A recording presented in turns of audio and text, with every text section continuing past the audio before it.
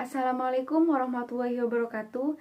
Saya Dina Hoirina dari kelas manajemen C dengan NPM 721213184. Di video kali ini saya akan menjelaskan hasil resum saya, di mana hasil resum di video kali ini adalah yang terakhir di materi manajemen SDM yang berjudul penempatan dan pemberhentian kerja. Simak videonya. Baik, yang pertama ada promosi. Promosi adalah perubahan pekerjaan pada seseorang dalam suatu organisasi yang memberikan tugas serta tanggung jawab yang lebih besar dengan disertai meningkatkan kompensasi yang diterimanya.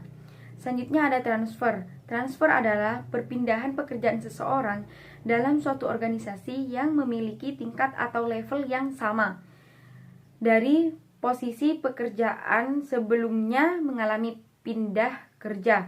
Kompensasi gaji, tugas dan tanggung jawab yang baru umumnya adalah sama seperti sedia kala. Selanjutnya ada mutasi atau rotasi kerja yang dilakukan untuk menghindari kejenuhan karyawan atau pegawai pada rutinitas pekerjaan yang terkadang sangat membosankan, serta memiliki fungsi tujuan lain supaya seseorang dapat menguasai dan mendalami pekerjaan lain di bidang yang berbeda dan pada suatu perusahaan. Selanjutnya ada demosi, adalah pindahnya seseorang dari pekerjaannya ke posisi yang lebih rendah dengan tingkat tanggung jawab dan tugas yang lebih kecil dari pekerjaan semula, dan begitu pula dengan kompensasi penggajiannya. Selanjutnya adalah masalah karyawan di tempat kerja.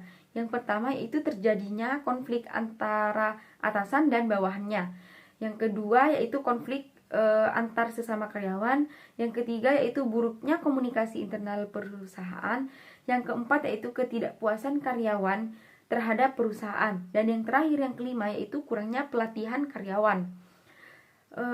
Pemutusan hubungan kerja atau PHK yaitu pengakhiran hubungan kerja karena suatu hal tertentu yang mengakibatkan berakhirnya hak dan kewajiban antara pekerja dan perusahaan atau majikan.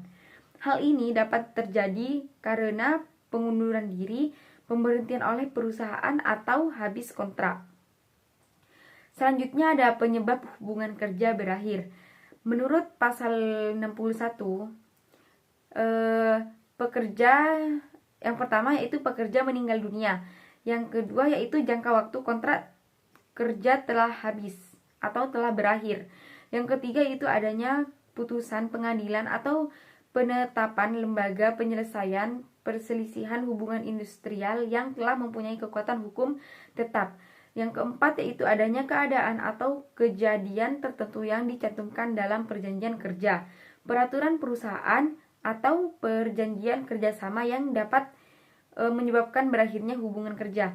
Yang kelima, yang terakhir, yaitu jadi pihak yang mengakhiri perjanjian kerja sebelum jangka waktu yang ditentukan wajib membayar ganti rugi kepada pihak lainnya sebesar upah pekerja atau buruh sampai batas waktu berakhirnya jangka waktu perjanjian kerja.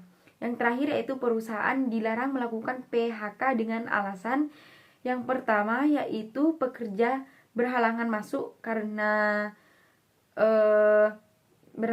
kerja karena sakit menurut keterangan dokter selama waktu tidak melampaui 12 bulan secara terus-menerus. Selanjutnya ada pekerja berhalangan menjalankan pekerjaannya karena memenuhi kewajiban terhadap negara sesuai dengan ketentuan atau peraturan perundang-undangan yang berlaku. Selanjutnya, pekerja menjalankan ibadah yang diperintahkan agamanya.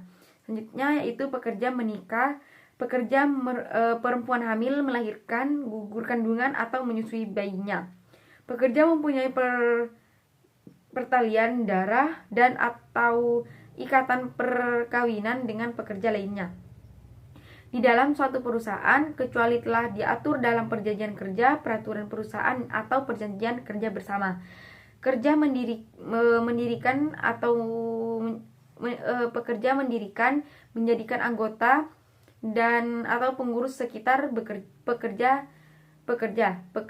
melakukan kegiatan serikat pekerja di luar jam kerja atau di dalam jam kerja atas kesepakatan perusahaan atau berdasarkan ketentuan yang telah diatur dalam perjanjian kerja, peraturan perusahaan atau perjanjian kerja bersama.